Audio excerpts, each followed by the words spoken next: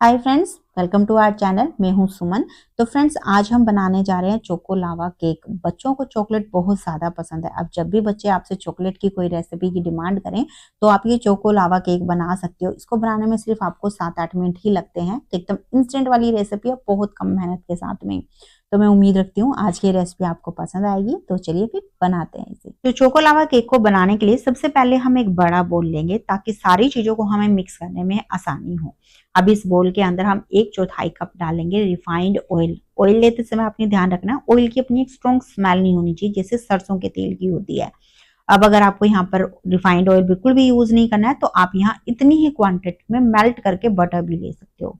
अब इस ऑयल के अंदर हम 1/3 कप डालेंगे देसी खांड। अब भाई मेरे पास देसी खांड के बहुत सारे क्वेश्चन आते हैं कि होती क्या है। होती तो चीनी ही है, पर इसको रो शुगर बोलते हैं, अनरिफाइंड शुगर होती है। तो ये चीनी के मुकाबले थोड़ी सी हेल्दी होती है। इसका जो टेक्सचर है वो बिल्कुल सूजी और बूरे जैसा होता है, हल्का सा दरदरा टेक्सचर होता है। कलर भी हल्का सा मटमैला होता है चीनी के मुकाबले। और साथ में इसकी जो मिठास होती है वो चीनी के मुकाबले थोड़ी सी कम होती है, यानी ये क्वांटिटी में हल्की सी ज्यादा लगती है। अब यहाँ पर जैसे मैंने आपको पहले बताया, मैंने तो 1/3 कप यूज की है और ये बिल्कुल मीडियम मीठा होगा। अगर आप बहुत ज्यादा मीठा खाते हो तो आप यहाँ आधा कप भी देसी खांड डाल सकते हो।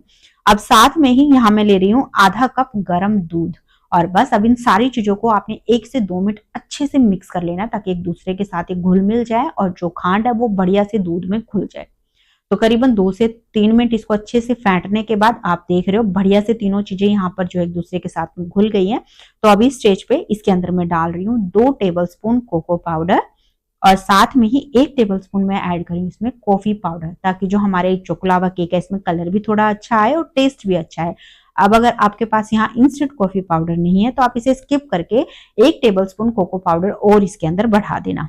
अब 1 कप में इसमें ऐड कर रही हूँ मैदा। मैं यहाँ मैदे के साथ इसको बना रही हूँ। अगर आपको बिल्कुल भी मैदा यूज नहीं करना है तो आप इतनी ही क्वांटिटी में यहाँ पर गेहूं का आटा भी ले सकते हो।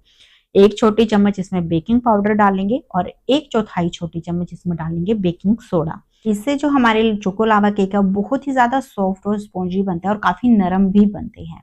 तो बस अभी हैंड विस्क कर लेना है और इसको हम इस तरीके से बिल्कुल हल्के हाथों से मिक्स करते हुए इस बैटर को मिक्स करेंगे। यहाँ पर बहुत ज्यादा मिक्स नहीं करना है, सिर्फ इतना ही मिक्स करना है कि जो बैटर है इसके अंदर गुठलियां खत्म हो जाए और हमारा बैटर बिल्कुल स्मूथ टेक्सचर में आ जाए। अब मिक्स करते समय आप ध्यान भी दे रहे होगे बैटर काफी गाढ़ा है, तो इसकी कंसिस्टेंसी को ठीक करने के लिए हमें लेना है रूम टेम्परेचर वाला दूध और इस दूध को हम थोड़ा थोड़ा करके इसमें डालेंगे और इस बैटर में मिक्स करते जाएंगे। यहाँ पर बहुत ज्यादा नहीं डालना, आपने 1-1 चम्मच करके ही इसमें दूध ऐड करना है।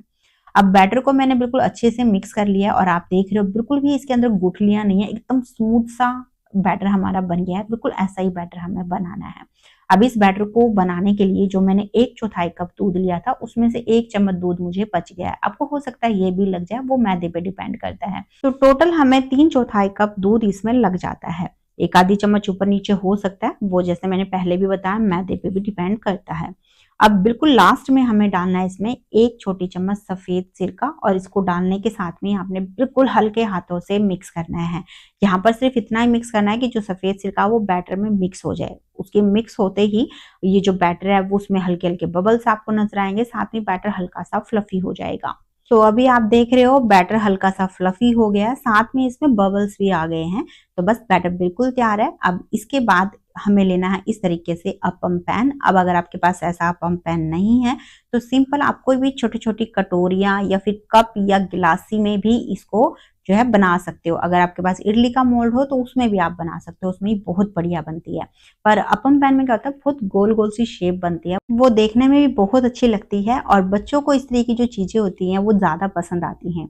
तो बस आप ऑयल से अच्छे से ग्रीस करने के बाद आपने 1/2 टेबल स्पून बैटर लेना और इनकी कैविटी में डालते जाना है। यहाँ पर बैटर आपने इतना ही लेना है कि जो आपकी कैविटी है वो 70 से 80% तक फिल हो जाए। देखो ज्यादा हम बैटर डालेंगे ना तो जब इसको हम बेक करते हैं तो ये अपने साइज से फुल की डबल होती है, फिर ये कैविटी में से बाहर आ जाएगी और आपकी जो ये अपम है देखने में अच्छे नहीं बनेंगे।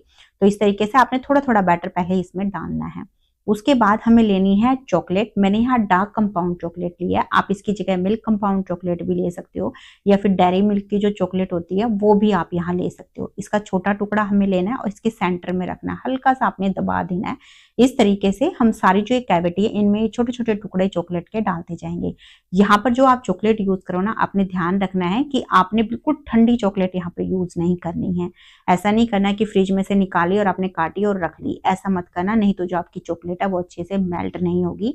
आप कम से कम 2 घंटे पहले ही चॉकलेट को काउंटर पे रख देना ताकि वो थोड़ी सी ठंडी होके हल्की सी नरम हो जाए, उसके बाद ही आपने यहाँ पर यूज करनी है। बस अब इनको रखने के साथ में आपने ऊपर से हल्का सा बैटर और डाल देना है, ज्यादा नहीं डालना, सिर्फ इतना ही डालना है कि जो ये चॉकलेट है ना उसके ऊपर बैटर की हल्की सी कोटिंग आ जाए। जैसे आप यहाँ देख भी रहे हो, मैं थोड़ा थोड़ा बैटर इनके ऊपर डाल रही हूँ। बस अब इसके बाद हल्का सा इसको टैप करेंगे और बस अब इसे हमें बेक करना है। तो उसके लिए इसे सीधा हम आंच पे रखेंगे और बिल्कुल स्लो आंच पे इसको ढक कर करीबन 4 से 5 मिनट के लिए बेक कर लेंगे। इस बीच में आपने इसको खोलकर भी चेक नहीं करना है और ना ही आंच को एक बार भी बढ़ाना है। अगर आपने हल्की सी भी आंच तेज रखी तो जो आपके अपम है वो नीचे से जल जाएंगे। तो करीबन 4 मिनट बेक करने के बाद आप देख रहे हो कि जो हमारे अप्पम है बहुत अच्छे से यहाँ पे बेक हो गए हैं, ऊपर की जो स्किन है बिल्कुल बढ़िया सी ड्राई हो गई है। अब इसके बाद इन्हें हम पलट देंगे ताकि अगर हल्की फुल्की कहीं पे कच्चे ये रह भी गए हों तो वो अच्छे से बेक हो जाएं। तो बस अब फिर से इसे हम ढकेंगे और धीमी आंच पे 3 से 4 मिनट के लिए और बेक कर लेंगे। तो 3 से 4 मिनट इसे और बेक करने के बाद ये हमारी चोको लावा केक बनकर बिल्कुल तैयार है। बस अब इन्हें हम सीधा इस तरीके से एक छलनी पर पलट देंगे और देखो बहुत आराम से ये निकल जाते हैं, बिल्कुल भी नहीं चिपकते। अब बाकी का जो बैटर है उससे भी हम इसी तरीके से चोको लावा केक बना लेंगे। आपने यहाँ बैटर को फ्रिज में नहीं रखना है, किचन की स्लैब पे ऐसे ही आप ढककर छोड़ दो। 10-15 मिनट 20 मिनट आराम से वो बैटर चल जाता है, कोई आपको दिक्कत नहीं आएगी इन केक को बनाने के लिए। तो बस फ्रेंड्स तैयार है हमारी चोको लावा केक। यहाँ मैंने थोड़ी सी चॉकलेट के साथ इसे गार्निश किया है ताकि देखने में ये और ज्यादा अच्छे लगे। अब आपने देख ही लिया, बहुत इजी है इनको बनाना और इनका जो टेक्सचर है आप देखो कितने ज्यादा सॉफ्ट स्पॉन्जी बने हैं और चॉकलेट बहुत अच्छे से मेल्ट हुई है इसके अंदर। ऐसा नहीं है कि सिर्फ एक ही चोको लावा केक की हुई है, सारे जो हमारे ये केक बने हैं इनमें सभी में चॉकलेट बहुत अच्छे से मेल्ट हुई है। तो इस तरीके से एक बार आप इसको जरूर ट्राई करना। ट्राई करने के बाद अपना फीडबैक मेरे साथ शेयर करना बिल्कुल मत भूलना। मैं उम्मीद रखती हूँ फ्रेंड्स आज की रेसिपी आपको पसंद आई है। अगर थोड़ी सी भी अच्छी लगी है तो प्लीज इसे लाइक करना, शेयर भी कर देना और साथ में ही चैनल को सब्सक्राइब भी कर लेना। तो चलिए फ्रेंड्स मिलते हैं आपसे एक नई रेसिपी के साथ में।